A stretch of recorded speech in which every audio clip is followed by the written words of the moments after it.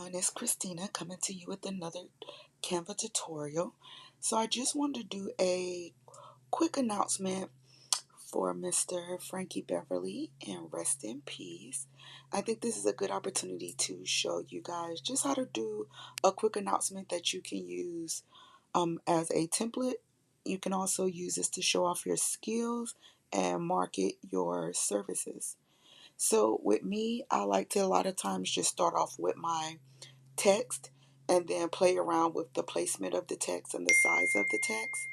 So here you just literally see me opening up a text box and I'm typing in everything that I want to go onto the announcement. And I literally just copy and paste because I already know that I'm going to change the fonts to different types of fonts. So I like to go ahead and get it all out in writing. That way, when I do start changing the fonts, I can kind of compare it to the other fonts. And I just feel like it takes me longer to sit and just keep going through the fonts at the one by one time. I don't know. It's just me. I'm sorry. I just like to type everything out a lot of times and then play around with my fonts to just kind of see how they go together. So yeah, I'm literally just, you can do the font combinations that are already provided. You can do your default text styles, or I just have some that's pre-set up already under my Canva. So I literally just pick a box because I know I'm going to change it. So there's no need to think too deep into it. So you literally will just see me adding a text box, duplicating it, and resizing and moving it around to check on the placement. And I do use my guides. Uh, you can use the guides 'cause I'm just used to watching it and looking at the red line pull up. But you can also go to position as well and use like the center button. They have like a top right corner button. So you can use those as well to readjust your fonts. So now I'm literally simply just going through the different fonts. Some of the fonts and textiles that I have, they are, I've downloaded them from other places. So some of these are imported. So I do like to do a good mixture of imported fonts along with Canva fonts as well, because that will set you apart. Because most of the time, a lot of people do not download new fonts into Canva, so they're using the same fonts. But Canva, they do have a lot of fonts. They do have a lot of fonts, but sometimes you just are looking for something particular.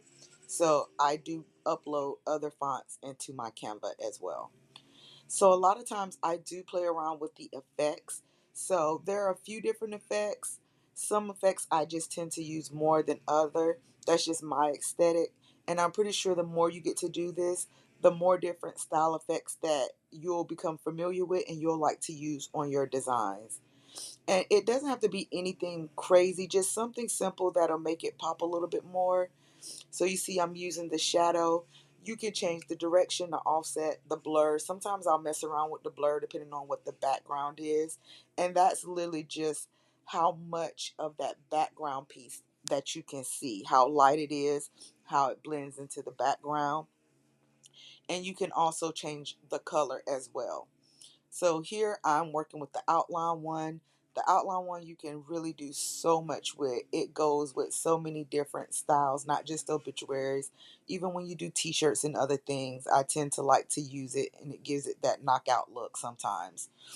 So I am literally just rotating the Howard because Howard is actually his real first name. So I did want to add that as well and not just the Frankie because you will see that when you're doing obituaries and things that most people only know a person by one name, but you do still want to have their birth name as well on it too. So so far I've gotten all of my text in place and I will double select, so select multiple, and I could just move something at the same time versus moving it one by one. So you will see me select multiple a lot to just move the whole group together. And you can simply just hit group so that you're moving it all at one time and you don't have to keep going back in to select multiple. So you can simply just hit group and that way when you need to move it or adjust it, you'll just be able to move it or adjust it without selecting multiple. It just helps you skip a step. So I am going to grab just your basic shape of it started off as a square, but I'm going to move it to a triangle. And now I'm going to hit the gradient.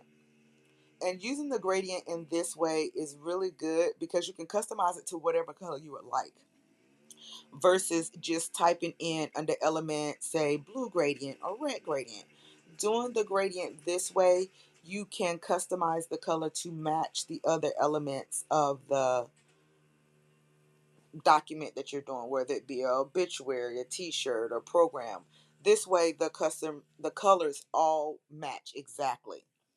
So here you see me picking the color, and then I'm going to change the transparency. If you can see the smaller bar right underneath the color bar, I'm going to change the transparency so the top of the gradient is very, very opaque. And I am choosing gray versus white because I just think it just gives it a nice little touch, and it's just not your typical all white. And don't be afraid to use different colors. You can use a blue or a green or red. It doesn't have to be just your basic white or blacks. You can use whatever color you want. So what you see me doing is, because the bottom is a little bit darker than I wanted my gradient, I simply just moved it off of the bottom of the page a little bit so that the white would take up the majority of space. So I'm going to hit element, and y'all know I'm going to type in the sparkle, and I'm going to look at the sparkle elements and see which one that will work best. And I'm simply just going to make it small. And this is just one of those little elements that you don't have to add, but it just adds layer. And you know, the bling always looks good on the document, making it seem a little more fancy. So I'm literally just making them small, and I'm just going to place them in a couple of different spots throughout the text, just to, have that appearance of a little bling or a little brightness. And you will see, like, sometimes it looks really, really good if you put it right outside or right inside, like in a little nook of your font, especially with your cursive text or your handwritten text, however you would like to call it. But that's literally all I'm doing. I'm literally just playing around with the different locations and seeing which looks better. And remember, you can always change this later. This isn't set in stone. This isn't, it has to be forever. You literally can just place a couple, see how it looks. And if you need to come back and change it or move it, you can. It's not forever. So I'm back in my elements looking for some more sparkle details. I did not find what I was looking for. So I went into my recently used elements, and this is also a sparkle element as well. And I literally just added it to the bottom because even though it's white against the gray, it really makes that sparkle element really, really stand out. Like, versus if I would have put it on an all white background, this you would have barely been able to see the sparkles. And even if you did like a nice green, the sparkles will look very good with that as well. So now I am back to add in my baby sparkles around to the different locations on the document. So we got our background and our font so far. It's looking good. I'm not gonna add like an actual background. I'm just gonna do this simple and clean. And you see I've already uploaded my photos. I literally just took my phone, went to Google, took a picture of Mr. Beverly, and you see I'm going to resize it, and then I'm going to actually use the magic grab, and it's just going to pull him right out of the page, and then I'm going to delete the background what's left. And sometimes it just takes a minute for it to process, and it doesn't look like it, but if you just move it, you'll see that they have separated the background. So I deleted the background, and then I'm going to add him, and you see it did not take away the portion of his name that was on the shirt. And I do like this because I don't want you guys to get in the thought process that you're going to get perfect pictures, because you're not going to get perfect pictures, and you do need to learn to work around that. So simply all I'm going to do is I just moved him to the background. That's it. It was that simple. I hit position, I hit arrange, and I simply just moved him to the background. And now I'm just going to play around with the size and see where I want to position him. And you see I have the words at the top. I kind of position him, and then you see the top of his hat kind of fills in that space, so it creates a flow. So that's my reasoning for doing it that way. And so I think I'm going to add a little extra. I'm going to add a second picture of him, and I'm simply going to do the same thing with the magic grab. Even though his picture is color, I'm going to use the black and white photo so that it just gives it a different element. So instead of having two color photos, I'm going to have a black and white, more vintage look because it's black and white, because that's how he's known. He's known, a younger picture with the older picture. And with that, I'm simply going to send it all the way to the back. I'm going to use his body as my transition point versus actually going in and fading or adding a transition. So that's literally all that I'm going to do. I'm simply just going to add the other picture to the back and then move it down. Because I was thinking actually about changing his to black and white, but I think I'm just going to stick with the color and the black and white since it is a very simple program and all it is essentially like a gray and white. So for the most part, this is everything. This is just a simple, basic announcement. So what I'm going to show you is a couple of other elements that you can work with transition. So I simply copied um, my last one so I can keep that. I'm going to remove the fade that I had.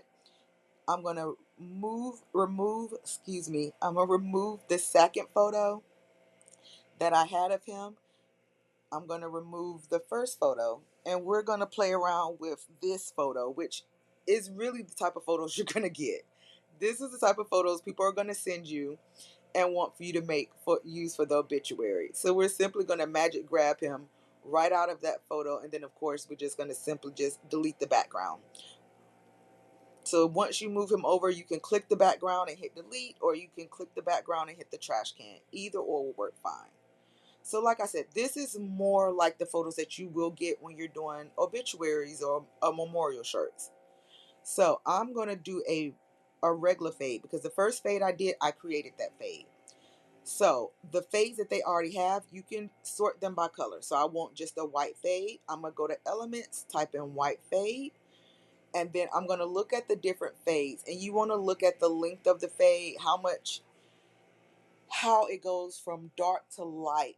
So I'm going to choose a smaller one that doesn't have a lot of long fade to it. It's just a very short fade so that the top of his picture still stays bright and vibrant.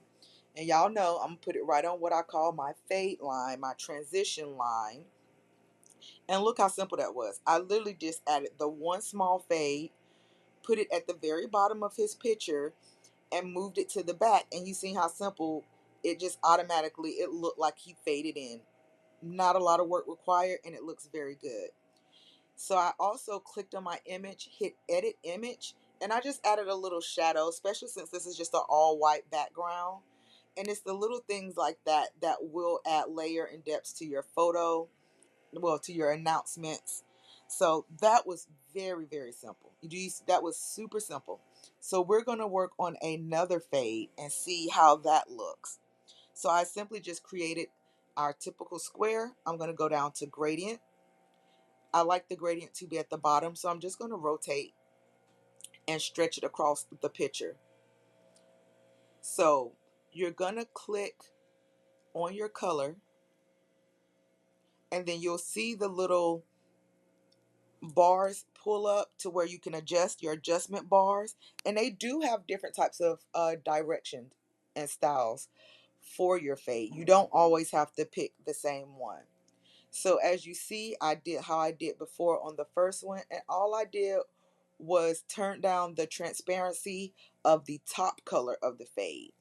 So leave the bottom color full at 100, take the top color, and you're going to take it down to, I want to say, it's going to say maybe 20%, But you'll be able to play with it and see which one works for you.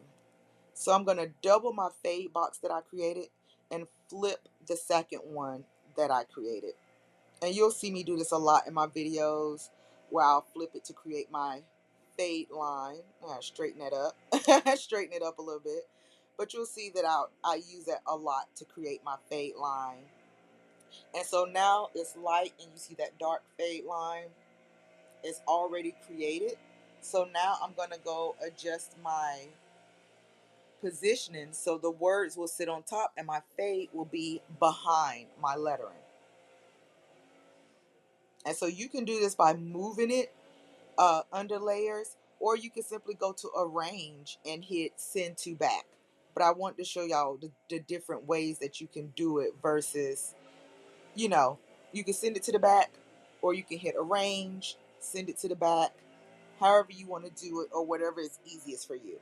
So I'm going to change the color of his name just so it stands out, because it was black, and of course I have the black fade, so I did need to change it up so that it would be visible.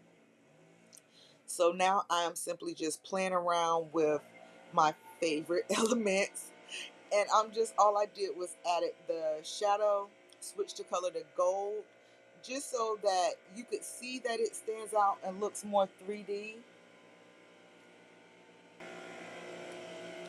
I'm going to see, my lawman just got here, so I'm going to see if I can still continue without it being so loud. So I switched to a black fade, and when you just go to elements, you can type a fade. They have most of the basic colors. So I just chose a black fade, and I'm going to just grab a black box and use whatever fade color they have available and put it at the bottom. When the bottom is solid versus thickness, when I and I so it's more concentrated on the background. So this gives you the black bottom with the black fade coming out. And they do have a fade where it's longer. You can do it that way too by just choosing a different fade option. But this is just one way that you another way that you can do the fade option. So literally all I did was add a fade, add just a simple one of a box right. So there's no different types of transition that you can add. So as I say, like so I literally just type in fade adjust the box. I'm also using elements. So you just have to play around. Anything that you can clip or add, it is easy to find the box. So you can play around with it, see what feels good, what you think will look right. And sometimes it's really good to get out there and have the conversation. Everything isn't bad. And sometimes you just, you'll simply play around with it, see what I say, see what's good. But you're pretty much going to stay unplugged. So this has just been what I do. So I'm going to go simply just type in green and look at the different photos that they have. And I'm going to use that as example because, like I said in my other video, it doesn't always have to be stairways to heaven, clouds, doves. It doesn't have to always be that. So I'm simply just going to create a box with my gold trigger to have his name in. Of course, I'll save it to the back. So this is another way that you can not necessarily have your floating body, something that you can add to the bottom of your